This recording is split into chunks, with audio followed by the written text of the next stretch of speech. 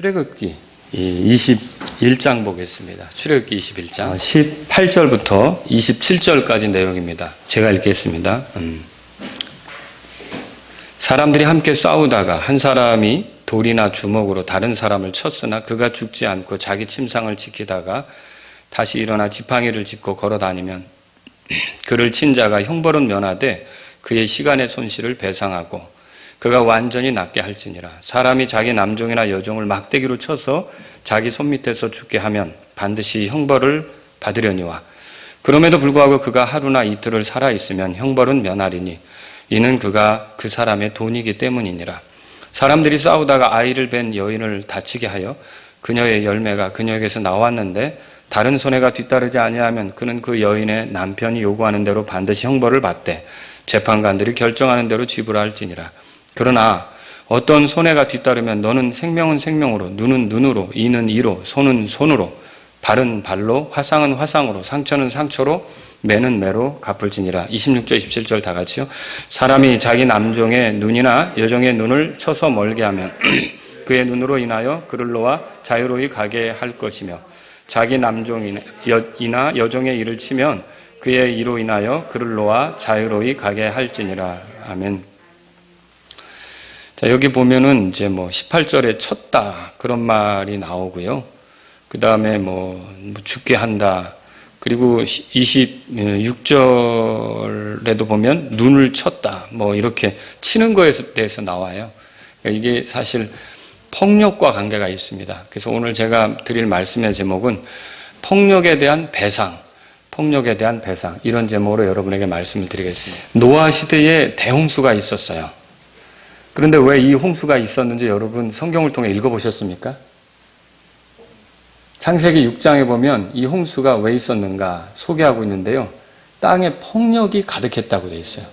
그리고 그 땅에 폭력이 가득한 것을 하나님이 기뻐하시지 않으셔서 결국 그 땅을 심판하게 됐다. 물로써 썰어버리게 됐다. 그렇게 말하는 거죠.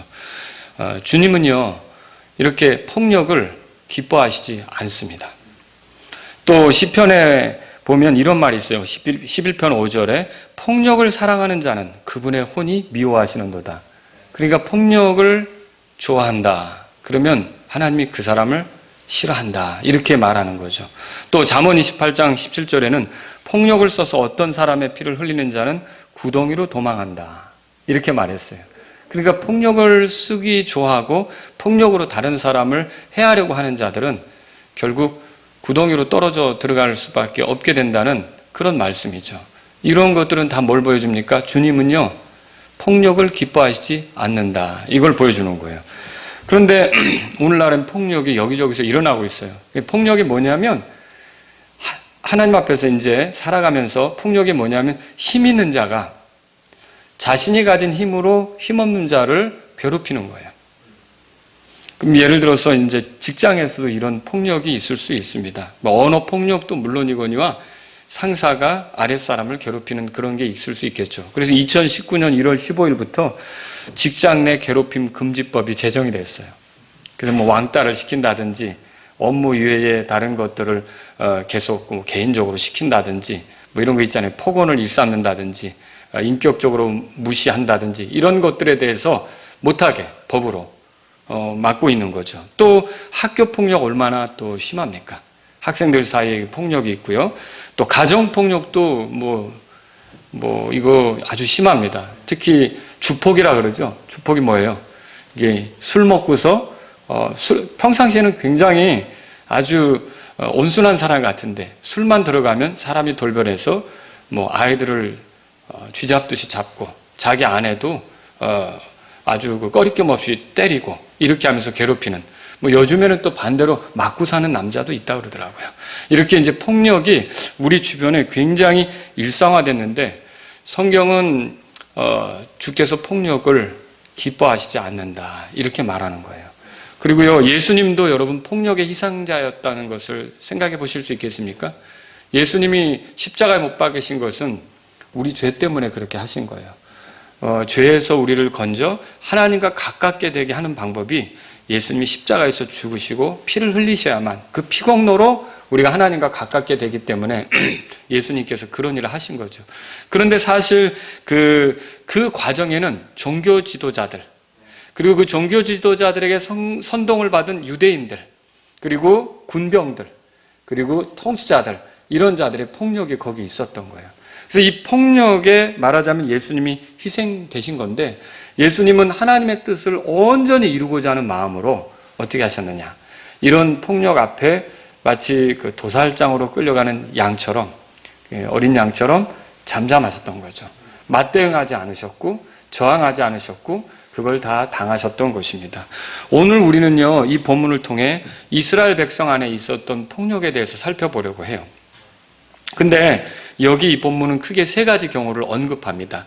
이걸 제가 여러분하고 같이 살펴보려고 하는데, 첫 번째는 어떤 경우냐면 폭력으로 다른 사람에게 상해를 입혔을 경우, 그리고 두 번째는 어떤 경우냐면 폭력으로 종을 죽게 하거나 다치게 했을 경우, 그리고 세 번째는 어떤 경우냐, 이 폭력으로 임신한 여자를 쳐서 유산케 했을 경우, 이럴 때 어떻게 해야 되는지 이것을 성경을 통해 살펴보려고 합니다.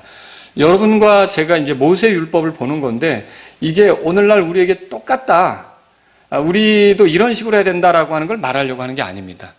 그러나 우리는 여기서 생각해 볼 수 있는 거, 원리 있잖아요. 그러니까 이게 배상에 대한 원리, 이런 것들은 우리가 배울 수 있다는 거죠. 자, 그러면 첫 번째로 뭡니까? 폭력으로 다른 사람에게 상해를 입혔을 경우입니다. 자, 서로 싸우다가 이게 뭐 돌이나 주먹으로 사람을 쳤는데 죽었어요. 그럼 죽게 되면 어떻게 하죠? 이때는 12절의 그 말씀이 적용됩니다. 12절 우리 한번 읽어보죠. 12절 시작. 사람을 쳐서 죽게 한 자는 반드시 죽일지니라. 사람을 쳐서 죽게 하면 형벌로서 죽음을 선고하는데, 이 살인자는 돌을 들어서 쳤다? 그리고 뭐 주먹으로 아주 세게 쳐서 사람을 숨지게 했다? 그러면 그 사람은 어떻게 하라는 거예요? 분명히 그 사람도 목숨을 잃게 되는 거. 그게 형벌이라는 거죠. 그래서 살인한 자는 죽게 하라. 이것이 하나님의 형벌이었던 거예요. 근데 만일 죽지 않고요, 이 사람이 큰 충격을 입었어요. 그리고 큰 어떤 상해를 입었어요. 그런데 얼마 동안 누워있다가 마침내 지팡이를 짚고 일어서면서 움직이게 됐어요. 그럼 이런 경우는 어떻게 해야 되느냐? 그게 18절에서 19절에 나오는 겁니다. 한번 읽어보겠습니다. 시작. 사람들이 함께 싸우다가 한 사람이 돌이나 주먹으로 다른 사람을 쳤으나 그가 죽지 않고 자기 침상을 지키다가 다시 일어나 지팡이를 짚고 걸어다니면 그를 친 자가 형벌은 면하되 그의 시간의 손실을 배상하고 그가 완전히 낫게 할지니라. 자, 그를 쳤는데 그가 죽지는 않았단 말이에요. 그러면 형벌을 면한다는 건, 근데 그를 뭐 그렇게 했다고 해서 죽일 필요는 없는 거죠. 다만 이렇게 그 사람을 쓰러뜨려서 오랫동안 병석에 누워있게 한 사람은 반드시 두 가지를 해야 돼요. 하나님께서 정하신 거예요. 첫째 뭐냐? 자, 여길 보세요. 시간의 손실을 배상하라. 그렇게 써 있죠? 이 시간의 손실을 배상하라는 건 뭡니까? 자, 이 사람이 누워있는 동안 일을 못했을 거 아니에요. 그럼 일을 못했으면 수입이 생겼겠어요? 수입을 갖지 못했겠죠. 그러면 가족들이 살아가야 되는데 수입을 얻지 못했으니 어떻게 할 거예요? 그러면 이 사람이 누워있음으로 해서 어떤 손해를 본 거, 그 다음에 수입을 얻지 못한 부분, 이런 것들에 대해 충분하게 그 시간의 손실을 배상하라는 거예요. 그러니까 그 사람이 일했었더라면 얻을 수 있는 거 있잖아요. 그런 만큼을 그 사람에게 공급해서 그 사람이 생활하는데 어려움이 없도록 하라는 게 하나님의 말씀이었어요. 굉장한 배려죠. 더군다나 그렇게 끝나는 게 아니라 여기 보세요. 19절에 그의 시간의 손실을 배상하고 맨 마지막에 뭐라고 돼 있죠? 그가 완전히 낫게 할지니라. 이건 무슨 말일까요? 그 사람을 완전히 낫게 하라는 이 말은요, 그 사람의 치료비를 대라는 거예요. 그 사람의 몸이 회복되도록, 그리고 만약 그 사람이 정신적으로 충격을 받았다면 그 충격이 회복되도록 어떻게 하든지 노력을 해서 그 사람이 온전히 회복될 수 있도록 마음을 쏟으라. 그러니까 그 사람 다치게 해놓고, 그 사람 쓰러져서 오랫동안 누워있게 해놓고, 몸져 누워있게 해놓고 아무 일도 없었던 것처럼 지나가면 된다는 겁니까? 안 된다는 거죠. 분명히 다른 사람을 누워있게 했고 그 사람이 오랫동안 일도 못하고 큰 상처 속에, 아픔 속에 있게 했었다면 그것에 대한 충분한 보상은 물론이거니와 배상은 물론이거니와 그 사람이 온전히 나을 수 있도록 치료비를 대고 그 사람을 회복시키는데 마음을 쓰라. 이게 하나님의 뜻이었단 말이에요. 이게 첫 번째 겁니다. 두 번째로요. 폭력으로 종을 죽게 하거나 다치게 했을 경우는 어떻게 하는가? 이스라엘 백성은 이집트에서 지낼 때 종살이 했잖아요. 그런데 이들이 가나안 땅에 들어가게 되면 종살이를 하는 게 아니라 오히려 이방인들을 종으로 취할 수가 있었어요. 근데 이 사람이 개구리 올챙이적 생각 못한다고 자기들이 어렵게 종으로 삭대받던 시절을 생각하면서 누군가를 종으로 삼았다면 그들에게는 잘해야 되는데 오히려 그 고통받던 그 조상들의 시절을 잊어버리고 이제 종들에게 함부로 할 수 있지 않습니까? 자, 그 군대 입대해가지고 후임병 때 괴롭힘 당하다가 내가 선임병 되면 저렇게 안 해야지 하는데 어느덧 선임병이 돼가지고 그대로 배운 대로 하는 그런 사람들이 있을 수 있다는 거죠. 자, 그래서 하나님께서는 어떻게 하냐면 자신의 백성이 누군가를 종으로 삼았을 때 자, 그때는 종들에게 절대로 잔인하게 굴지 않도록 이 말씀을 하시는 거예요. 물론 경우에 따라 주인은 종을 바로잡기 위해서 때릴 수가 있습니다. 마치 자기 자녀들을 바로잡기 위해서 매질을 하듯이 종을 칠 수가 있었단 말이에요. 막대기로 바로잡기 위해서 칠 수가 있었던 거죠. 예를 들면 종이 도덕적으로 문제를 일으켰다든지 아니면 일 처리를 똑바로 하지 못해서 뭐 어떤 엄청난 손실을 입게 했다든지 하면은 징계를 할 수가 있는 거예요. 그런데 그런 징계를 하더라도 죽을 지경에 이르도록 때리면 됩니까? 안 된다는 거죠. 그래서 만일 남종이나 여종을 때렸는데 죽게끔 때렸어요. 너무 심하게 때려서 죽게 만들었어요. 그러면 그때는 어떻게 해야 합니까? 그때도 아까 12절의 말씀이 적용돼요. 어떻게 됐죠? 사람을 쳐서 죽게 한 자는 반드시 죽일지니라 그랬잖아요. 그래서 여러분 20절을 보세요. 20절 읽어보겠습니다. 20절 시작. 사람이 자기 남종이나 여종을 막대기로 쳐서 자기 손 밑에서 죽게 하면 반드시 형벌을 받으려냐. 형벌을 받는다는 말이 죽음에 처하게 한 자를 죽게 한다는 그 형벌이죠. 그래서 이렇게 종이라도 말이죠. 이 종을 죽도록 때렸다. 그래서 그 종이 죽었다. 그러면 그 주인에 대해서도 이스라엘에서는 하나님께서 형벌을 내리라고 그를 살인자로 처리하라고 이렇게 말씀하셨던 거죠. 여러분 이게 그 당시 고대 근동에서는 발견할 수 없는 법입니다. 왜 그러냐면 그 당시 이스라엘 주변의 나라에서는 종이라는 건 소유물로 생각했어요. 그래서 주인이 어떻게 해서 그 종이 죽든 그거는 큰 문제가 되지 않는 거예요. 그냥 손실을 당하는 것이다. 중요한 노동력을 잃어버리는 것이다. 이런 정도로 생각했지. 이것을 마치 이제 그 어떤 큰 문제거리로 이렇게 생각하지는 않았다는 거죠. 그런데 하나님께서는 이스라엘 백성 안에서 어떻게 합니까?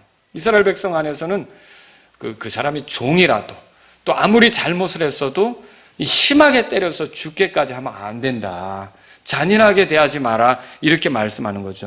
그러면 이렇게 종이라도 존중해야만 하는 이유는 뭡니까?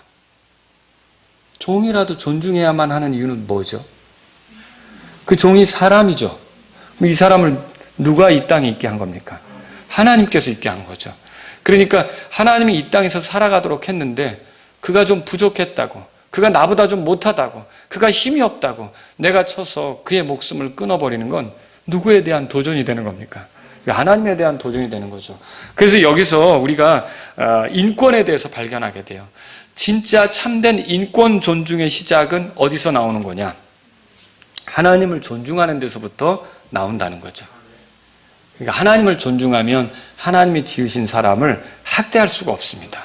하나님을 존중하면 하나님께서 이 땅에 살아가게 하신 사람을 괴롭히며 살아갈 수가 없는 거예요. 다 누구나 이 땅에 있는 게 하물며 돌들도 뜻없이 있는 건 아니잖아요. 하나님께서 다 목적이 있게 존재하신 거 아니에요. 그럼 그 사람이 존재하게 된 건 하나님이 계획이 있고 목적이 있어서 그렇게 있게 했는데 내가 그것을 잔인하게 학대해서 이 땅에 살아갈 수 없게 만든다? 이건 누구에 대한 도전이에요? 하나님에 대한 도전인 거죠. 그래서 오늘날 우리가 진정한 인권은 하나님을 존중하는 데서부터 시작된다는 거죠. 물론 정치적이고 위선적으로 또 계산적으로 인권 존중에 탈을 쓴 사람들이 많이 있습니다. 오늘날 정치나 종교 이런 속에서 자기들과 맞지 않으면 잔인하게 학대하는 힘 있는 자들이 있다는 거예요. 여러분 북한 보시면 거기에 북한의 이념에 동조하지 않고 하나님을 섬기는 사람들을 얼마나 심하게 학대합니까? 사람 대접하지 않고 짐승보다 못하게 대우하는 그런 우리가 실상들에 대해서 듣거나 그런 거기 수용소에서 있다가 나온 사람들이 그린 그림 같은 걸 보면 정말 안타깝습니다. 거기에 왜 그런 일이 일어날까요? 하나님을 존중함이 없기 때문이라는 거죠. 왜 중국 같은 데서는 그 중국인들이 위구르족들을 그렇게 수용소에 가두고 학대하며 또 이렇게 자기들의 그 정치 이념에 따르지 않는 사람들, 종교적인 그런 입장을 가진 사람들을 학대합니까? 이게 하나님을 존중함이 없기 때문에 그런 일이 일어난다는 거죠. 그래서 오늘날 이 이스라엘 백성에게 그러니까 하나님께서 가르쳐 주신 대로 우리도 사람은 누구나 다 존중해야 된다는 것을 알아야 된다는 것이죠. 자, 만일 맞은 종이 그날 죽지 않고 하루나 이틀을 살다가 죽으면 주인은 어떻게 됩니까? 형벌을 면하게 됐어요. 21절 보세요. 21절. 다 같이 읽겠습니다. 시작. 그럼에도 불구하고 그가 하루나 이틀을 살아있으면 형벌을 면하리니 이는 그가 그 사람의 돈이기 때문이니라. 그날 죽으면, 그 맞은 그날 죽으면 이 주인이 형벌을 받는다고 돼 있어요. 하지만 맞았는데 며칠 뒤에 죽었어요. 그러면 주인은 형벌을 받습니까? 형벌을 받지 않는다고 성경이 말하고 있어요. 이건 의아하죠? 왜 이렇게 될까? 그렇죠? 그런데 이것은 징계한 주인을 보호하기 위한 조치이기도 합니다. 왜 그러냐면 어떤 종이 죽었는데 며칠 전에 주인에게 맞아서 결국 이날 죽었다. 이렇게 해서 이제 말하자면 주인에게 안 좋은 그런 감정이 있거나 반감이 있거나 불만이 있는 사람들이 그것을 이용해서 그 주인을 모함해서 그 주인이 이 사람을 죽였다라고 뒤집어 씌워 그 주인을 괴롭힐 수도 있는 거예요. 사실 사람이 죽는 거는 반드시 매만 맞아서 죽는 게 아니라 어떤 옛날같이 우술이 발전하지 않을 때는 맹장이 터져서 죽을 수도 있는 거고요. 그죠? 뭔가 음식 잘못 먹어서 죽을 수도 있는 거고요. 벌레에게 물려서 혹은 독을 가진 어떤 짐승들에게 물려서 죽을 수도 있는 거잖아요. 그런데 평상시 주인에게 반감이 있던 어떤 그런 그 종들, 하인들, 주변 사람들이 그 종의 죽음을 놓고 주인에게 뒤집어 씌워서 그 주인을 괴롭힐 수 있기 때문에 이런 조치들이 취해졌다라고 하는 것이죠. 그러니까 주께서는요, 여기서 뭘 발견합니까? 약자가 보호받도록 배려하시는 게 맞지만 반대로 약자가 법을 악용해서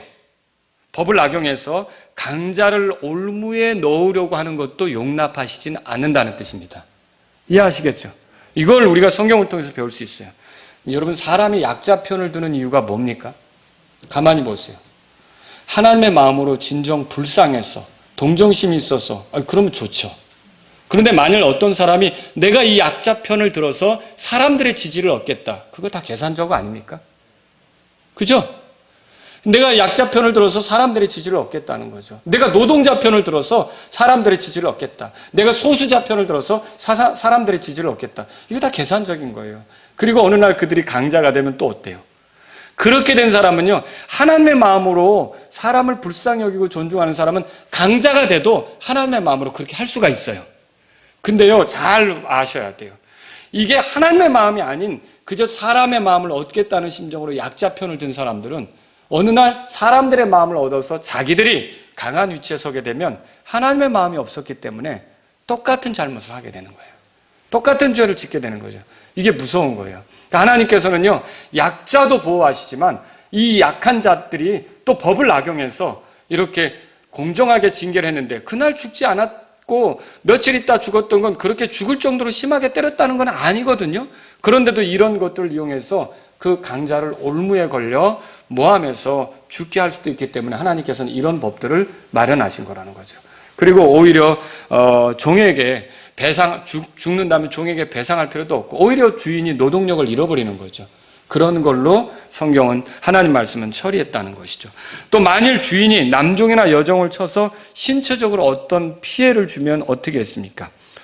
자, 26절, 27절 보겠습니다. 같이 읽겠습니다. 시작. 사람이 자기 남종의 눈이나 여종의 눈을 쳐서 멀게 하면 그의 눈으로 인하여 그를 놓아 자유로이 가게 할 것이며 자기 남종의 이나 여종의 이를 치면 그의 이로 인하여 그를 놓아 자유로이 가게 할지니라. 이게 어떻게 쳤는데 눈이 상했어요. 볼 수 없게 됐다든지 아니면 이가 부러졌어요. 그럴 정도로 이 종을 때린 거죠. 근데 보세요. 이 사람이 사람을 칠 때 징계로 다루는 거하고 분풀이로 다루는 거하고는 차이가 있게 되거든요. 그러니까 이게 징계로 다루려고 한 게 아니라 악의를 가지고 악한 그런 악감, 이 종을 그냥 괴롭힐 뜻으로 이렇게 치다 보면 이런 불상사가 생기는 거죠. 결국 눈이 빠지거나 아니면 이가 부러지거나 이런 문제가 생기는 거예요. 그런데 랍비의 문헌에 보면요, 손가락을 비롯해서 발가락, 귀, 코 등을 포함해 신체의 24장기 지체가 주인에게 맞아서 손상이 됐을 때 이 종은 자유롭게 갈 수 있다는 그런 내용들이 발견된다고 합니다. 그러니까 이렇게 보면은 어때요?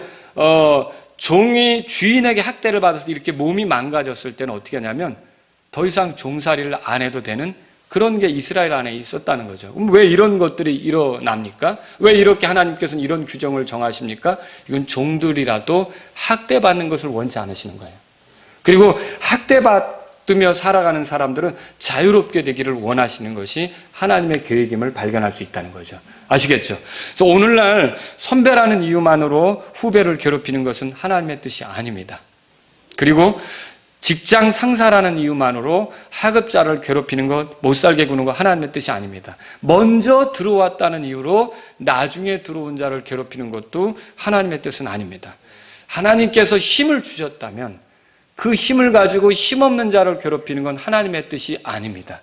그러니까 이런 걸 볼 때 우리는 배상의 문제를 논하기 전에 어떻게 되느냐면 이런 배상할 거리가 생기지 않도록 세심하게 주의를 하는 게 필요하다는 거죠. 힘 있는 자는 더 주의할 필요가 있다는 것을 이 말씀을 통해서 발견한다는 거죠. 자, 그리고 세 번째로 폭력으로 임신한 여인을 유산케 했을 경우는 어떻게 하느냐. 자, 사람이 싸우다가 그 옆에 배부른 여자가 있었는데 쳤는데 이런 경우에 두 가지 경우가 있습니다. 뭐냐면 그 여자가 태중에 가지고 있던 아기만 유산된 경우. 그게 첫 번째. 두 번째는 뭐냐면 아기가 유산됐을 뿐만 아니라 그 여자에게도 문제가 생긴 거예요. 그럼 이걸 어떻게 구분하느냐면 나무로 말하면 열매만 떨어진 경우, 열매만 잃어버린 경우가 첫 번째 해당하고 열매도 잃어버렸고 나무도 손상이 된 경우가 두 번째 경우에 해당한다는 거죠. 그럼 이런 첫 번째 경우, 두 번째 경우는 각각 어떻게 합니까? 자, 첫 번째 경우는 그 가해자가 어떻게 했냐면 유산한 여인의 남편과 만나서 남편에게 배상에 대한 합의를 해야 했습니다. 당시 수메리아 법전이나 함무라비 법전, 아시리아 법전에서는 폭력으로 태중의 아이를 잃게 했을 때, 그러니까 유산되게 했을 때 가해자는 금전적으로 배상하는 법이 있었던 거예요. 또 그래서 이스라엘 사람들은 어떻게 하냐? 이스라엘 사람들도 마찬가지로 그 남편과 만나서 어떻게 그 금전적으로 보상해야 될지를 상의를 해야 되는 거였죠. 근데 그 피해본 여성의 남편이 무리하게 욕을 하는 거예요. 그럴 수 있겠죠? 그럼 어떻게 해야 돼요, 그때는? 조정을 해야 되겠죠. 그 조정은 누가 하느냐면 재판관이 한다는 거예요. 그 다음 한번 우리 성경 읽어보죠. 22절입니다. 시작. 사람들이 싸우다가 아이를 뵌 여인을 다치게 하여 그녀의 열매가 그녀에게서 나왔는데 다른 손해가 뒤따르지 아니하면 그는 그 여인의 남편이 요구하는 대로 반드시 형벌을 받되 재판관들이 결정하는 대로 지불할지니라. 그래서 이게 그 열매만 잃었어요. 유산이 된 거죠. 그러면 여인의 남편이 요구하는 대로 이렇게 지불을 해야 되는 거예요. 근데 이게 너무 과하다, 조정이 필요하다 할 때는 누가 이걸 중재한다고요? 재판관들이 결정하는 대로 따라라. 이게 하나님의 법이었던 거예요. 둘째의 경우는 어떤 거냐면 가해자가 이 아기만 유산시킨 게 아니라 이 여자도 다치게 한 거예요. 너 밀쳤는데 뭐 팔이 부러졌다든지 아니면 뭐 여러 가지 일이 생길 수가 있겠죠. 아기만 유산된 게 아니라. 이런 경우는 23절 보세요. 23절에서 25절까지인데 다 같이 한번 읽겠습니다. 시작. 그러나 어떤 손해가 뒤따르면 너는 생명은 생명으로, 눈은 눈으로, 이는 이로, 손은 손으로, 발은 발로, 화상은 화상으로, 상처는 상처로, 매는 매로 갚을지니라. 그 유명한 눈에는 눈, 이게 있죠? 이게 여기서 나오는 거예요. 그래서 이렇게 유산한 여자가 유산한 것만이 아니라 그 여자의 몸에 어떤 문제가 생겼다. 그 여자가 다쳤다. 그럼 거기에 걸맞게 보상하라는 거예요, 여러분. 근데 여기 보시면 생명은 생명으로 이렇게 됐는데 만일 여인이 죽게 됐다. 갑자기 쓰러졌는데 아기만 죽은 게 아니라 여인도 죽게 됐다. 그럼 살인자가 되는 거라는 거죠. 함무라비 법전에는 이런 내용이, 아시리아 법전에는 이런 내용이 있어요. 아시리아 법전이나 함무라비 법전에는 뭐가 있냐면 임신 중에 여자가 죽을 경우 가해자의 딸을 처형하도록 했다는 그런 내용이 있어요. 근데 이스라엘에서는 이제 가해를 한 사람이 처벌을 받는 것이 되겠죠. 이런 것입니다. 그래서 임신한 여인이 눈을 다치겠다면 가해자의 눈도 그렇게, 이를 부러지겠다면 그 이를 똑같이 손실케 하고, 그리고 손을 부러뜨렸다면 가해자의 손도 그렇게 하고, 발을 부러뜨렸다면 똑같이 발을 그렇게 해야 된다. 이런 거예요. 자, 근데 여러분 여기서 이제 우리가 말씀 볼 때 주의해야 될 게 있어요. 눈에는 눈, 이에는 이라는 것이 따라서 배상의 원리. 뭐라고요? 배상의 원리예요. 근데 이거를 복수의 원리로 율법학자들이 점점 바꿔가기 시작했어요. 그래서 그들은 복수의 원리로 이거를 적용하기 시작했던 거예요. 다시 말하면 내가 이런 일을 당했다면 너도 똑같이 당해봐라. 이런 뜻으로 이 말씀을 사용한 거예요. 이거 원래 그런 뜻이 아니라 뭡니까?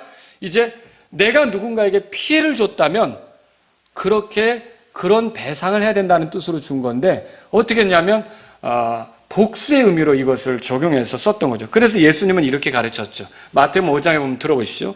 그들이 말한 바 눈은 눈으로, 이는 이로 갚으라 하는 것을 너희가 들었으나 나는 너희에게 이르노니 너희는 악에게 맞서지 말라. 누구든지 내 오른뺨을 치거든 그에게 다른 뺨도 돌려대며, 제가 마태복음 5장 지금 39절 이렇게 읽고 있거든요. 또 어떤 사람이 너를 법에 고소하여 내 겉옷을 빼앗으려 하거든 내 겉옷까지 가지게 하고, 41절입니다. 또 누구든지 너로 하여금 억지로 오리를 가게 하거든 그와 함께 심리를 가며, 42절 내게 구하는 자에게 주고 내게 빌리고자 하는 자를 너는 물리치지 말라. 주님은 악에게 맞서지 말라 그랬어요. 복수할 생각을 하지 말라 그랬어요. 복수는 누구에게 맡겨야 되는 거예요? 하나님께 맡겨야 되는 거죠. 배상을 받을 수는 있어요. 그 사람이 배상하는 건 맞잖아요. 그죠? 근데 내가 지나쳐서 안갚음을 하고자 복수를 하면 되는 겁니까? 그건 안 된다는 게 하나님의 뜻이라는 거죠. 자, 우리가 지금 배상에 대해서 살펴보았는데요. 이건 이제 세 가지 경우를 살펴봤어요, 지금. 그냥 싸우다가 누구를 죽게 하는 경우, 다치게 한 경우, 그죠? 그 다음에 또 종을 죽게 한 경우, 다치게 한 경우, 그리고 임산부를 쳐서 유산되게 하든지, 아니면 임산부를 쳐서 유산뿐만 아니라 그 임산부를 어떻게 피해를 입혔든지, 이럴 때 어떻게 배상해야 되는지 지금 우리가 본 겁니다. 근데 배상에 대해서 살펴보았는데 이것은 어디까지나 모세 율법입니다. 오늘날 누군가에게 상해를 입혔을 때 우리가 이런 방식으로 하진 않아요. 그렇죠? 우리는 오늘날에는 이제 다 돈 같은 걸로 이렇게 배상을 하는 그런 합의가 이루어지지 않습니까? 자, 이걸 우리가 그대로 갖다가 이제 내가 누구 이를 부러뜨렸으니까 내 이도 하나 빼세요. 이거 아니라는 거죠. 지금 우리는 참 은혜로운 시절에 살고 있어요. 근데 원리는 같다는 걸 우리는 알 필요 있어요. 여러분, 주께서는 폭력을 기뻐하시지 않습니다. 바로잡는 것과 폭력을 구분하지 못해서는 안 되는 거예요. 폭력으로 사람을 죽였다. 그러면 그 가해자는 어떻게 됩니까? 죽어야 되는 거죠. 또 폭력으로 다른 사람에게 상해를 입혔다. 그럼 그 가해자는 어떻게 합니까? 치료비는 물론이거니와 그 사람이 손해본 것을 배상해야 되는 거죠. 또 여러분, 폭력으로 종을 때려서 죽게 했다. 그럼 그날 죽었다. 그럼 그 주인은 어떻게 됩니까? 형벌을 받아야 되는 거죠. 근데 며칠 있다 죽었다. 그러면 어떻게 됩니까? 형벌을 받지는 않고 다만 그냥 손실로 여기게 된다. 이렇게 됐어요. 또 여러분, 폭력으로 임신한 여자를 유산케 하면 어떻게 됩니까? 그 남편에게 가해자가 배상을 해야 되는 거고, 또 그 여자가 유산한 것만이 아니라 뭔가 피해를 입었다 그러면 그 피해에 대해서 그대로 또 되갚아야 되는, 배상해야 되는 그런 것들을 우리가 보았던 거예요. 여러분, 주님은 폭력을 기뻐하시지 않습니다. 그 시편 7편 16절에 그의 해악이 그의 머리로 돌아가고 그의 난폭한 행위가 그의 정수리에게 떨어지리로다. 그리고 하나님은요, 난폭하게 구는 자, 폭력을 행사하는 자에게 그 폭력이 또 무서운 것이 하나님의 진노가 돌아가게끔 그렇게 하신다는 거죠. 폭력에 대해서 경고하셨어요. 오늘 이 말씀을 통해 우리가 얻을 수 있는 교훈은 무엇입니까? 몇 가지 여러분에게 정리하고 끝낼게요. 첫 번째는 이거예요. 누군가의 잘못을 다룰 때 잔인하게 다뤄서는 안 된다는 거죠. 아시겠죠? 지각이 없는 말이나 노새처럼 재갈을 물리고 채찍질을 해야만 하는 사람도 있어요. 근데 그 사람을 바로잡아야겠죠. 하지만 우리가 그 사람을 바로잡겠다, 그 사람의 잘못을 바로잡겠다, 이런 뜻으로 갈 때 우리가 생각해야 될 게 있어요. 우리가 잘못했을 때 하나님이 우리를 어떻게 다루시더냐, 이거죠. 우리가 정말 주님의 뜻대로 살지 못했을 때, 우리가 그 주님의 말씀대로 걷지 못했을 때 주님은 우리를 어떻게 다루시더냐라고 하는 거죠. 여러분, 하나님께서 우리를 불쌍히 여기신다고 믿으십니까? 우리에게 긍휼히 여기신다고 믿으십니까? 우리를 동정심을 가지고 대하신다고 믿으십니까? 끝끝내 회개하지 않는 자에 대해서 마침내 징벌할 때가 되면 무섭게 진노하시는 분이 하나님이시지만, 그러나 그 기회가 이르기 전까지는 어때요? 아주 긍휼히 여김과 불쌍히 여김을 가지고 죄인들을 다루시잖아요. 우리가 이런 것들을 주님에게서 발견한단 말입니다. 그렇다면 저와 여러분들은 어떻게 해야 됩니까? 누군가의 잘못에 대해서 다룰 때에도 잔인하게 굴어서는 안 된다는 거예요.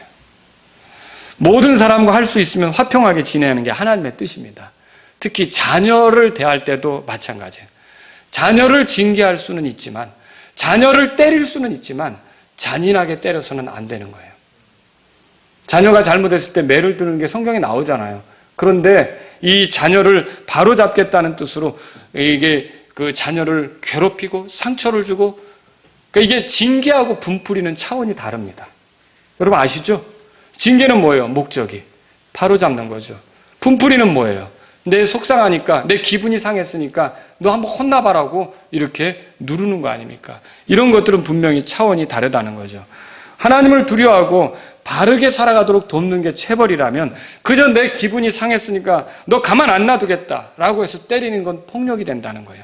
폭력은 상처를 만들고 상처는 회복하는데 긴 시간이 걸립니다. 몸의 상처가 아물더라도 마음의 상처는 오래 갈 수도 있다는 거죠.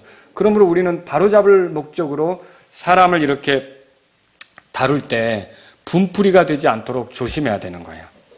누군가를 때리고 짓누르려고 해서는 안 되는 거죠. 그래서 아들과 딸들에게도 우리가 잔인하게 때려서는 안 되는 거예요. 잔인하게 굴어서는 안 되는 거죠. 이걸 우리가 성경을 통해서 배우는 거예요. 특히 그리스도인이면서 아내를 때리는 자는요, 하나님께 맞으려고 작정한 사람하고 똑같은 거죠. 누구든지 그런 거예요. 그래서 이게 그리스도인은요, 이렇게 누구를 바로잡는다고 할 때도 잔인하게 굴어서는 안 되고 하나님께서 폭력을 기뻐하시지 않는다는 걸 분명히 알 필요가 있는 거죠. 두 번째로 여러분에게 드리고 싶은 말씀이 이겁니다. 누군가에게 상처나 피해를 입혔다면 모른 척해서는 안 된다는 거예요.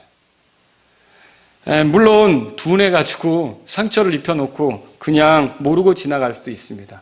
그런데 어느 날 하나님께서 깨닫게 하시든지, 아, 내가 이거 너무 과했구나, 아, 내가 이거 너무 심하게 했구나, 이렇게 깨닫게 한다면 어떻게 합니까? 그 상처로 힘들어하는 사람이 있다면 보듬어주고 위로해주고 잘못을 인정하고 배상하려고 해야 되는 거예요. 그러니까 그 사람이 회복이 될 수 있도록 도와주려고 해야 되는 거죠. 그런데 어차피 뭐 다 지나간 일이니까 이렇게 가는 것은 아니라는 것이죠. 정말 우리의 자녀들 가운데는 내가 잔인하게 군 것으로 인해 마음에 상처를 입고 살아가는 자녀가 있을 수도 있다는 거죠. 근데 어느 날 그걸 하나님이 알게 하셨다 그러면 정말 자녀에게도 내가 지나치게 했던 것에 대해서 잘못을 구하는 것이 필요하다는 거죠. 이것이 하나님 말씀이란 말이에요. 여러분, 예수님이 나 때문에 고난당하신 것을 믿으십니까? 그렇죠? 나 때문에 고통받으셨잖아요. 그런 면에서 우리의 인생은 주님에게 배상하려는 삶을 살아야 되는 거예요. 날 위해 죽으신 그분을 위해 기꺼이 나도 생명을 잃어가는 삶, 그분을 사랑하는 삶을 살아갈 필요가 있다는 거죠. 물론 우리가 그런 방식으로 산다고 해서 구원을 얻는 겁니까? 그건 아니죠. 그것 가지고 구원 얻는 거 아니에요. 구원 얻었다면 그 구원을 얻을 때 예수님의 죽음이 있었던 거 아닙니까? 피 흘림이 있었던 거 아닙니까? 그래서 우리가 그게 귀한 것이었고 내가 그분이 나 때문에 고난당해서 내가 살았다면 이제 나도 그분을 위해 손해를 보거나 그분을 위해 희생을 하거나 그분을 위해 고난당하는 것도 내가 당해야 될 거다 이렇게 생각하고 살아가야 된다는 거죠. 이게 배상에 대한 그런 부분이에요. 이걸 왜 성경에 써 놓았느냐는 거죠. 우리도 주님에게 배상하는 삶을 살아야 돼요. 근데 물론 여러분 기억하십시오. 내가 배상을 온전히 다 할 수 있겠습니까? 그분의 은혜를 다 갚을 수 있겠습니까? 못 갚죠. 못 갚아요. 또 조금 해놓고서 우쭐대면 그거 큰일 납니다. 그런데 우리가 배상을 충분히 못해도 그것과 상관없이 그분의 은혜는 우리에게 쏟아지고 있어요. 그런 은혜를 안다면 우리는 어떻게 해야 됩니까?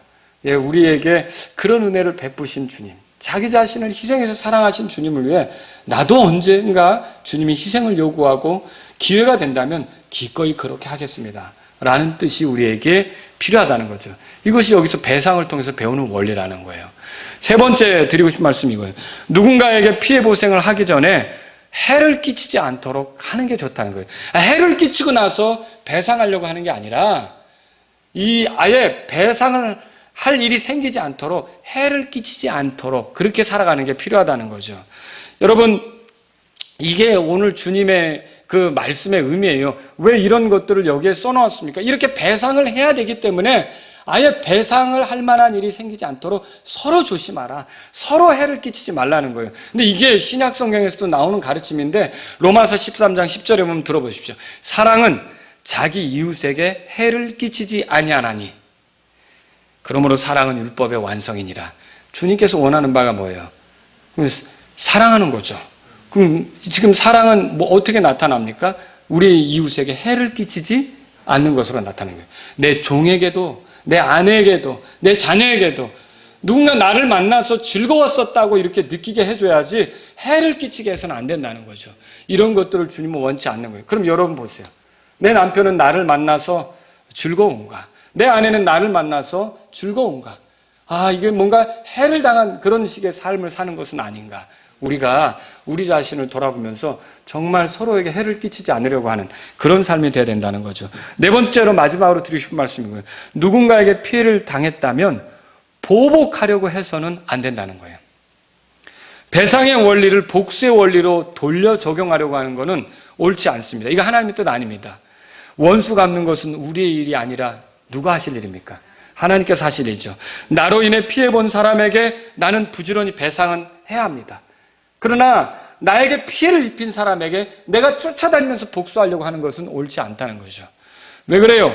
성경이 이렇게 말하죠. 로마서 12장 18절 19절에 아무에게도 17절부터 이렇게 써 있어요. 아무에게도 악을 악으로 갚지 말고 모든 사람의 눈에 앞에 정직한 일들을 예비하라. 가능하다면 너희가 할 수 있는 대로 모든 사람과 화평하게 지내라. 극진히 사랑하는 자들아, 너희 스스로 원수를 갚지 말고 도리어 진노하심에 맡기라. 기록된 바 원수 갚는 일은 내 것이니 내가 갚으리라. 주가 말하노라 하였느니라. 아빠가 나에게 잘못했지. 내가 언제 복수해야지. 이게 잘못된 생각이라는 거야. 하나님 앞에 큰 잘못이라는 거죠. 내 자녀가 이렇게 나를 힘들게 하지. 복수해야지. 이거 큰 잘못이라는 거죠. 그 지체가 나에게 이렇게 잘못했지. 내가 복수해야지. 여러분, 이건 하나님께서 기뻐하는 뜻이 아니란 말이에요.